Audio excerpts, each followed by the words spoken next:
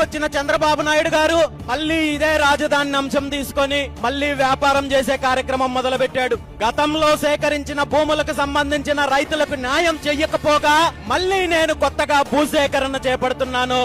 ఎందుకంటే 33,000 ఎకరాలతో కనీసం నేను కట్టేది పంచాయతీకి కూడా సరిపోదని చెప్పి ప్రగల్భాలు పలుకుతున్నాడు. బహుశా చంద్రబాబు నాయుడు గారికి మతిమరుపు రోగమో లేదా మరి ఇంకొక వ్యాధో ఉందేమో.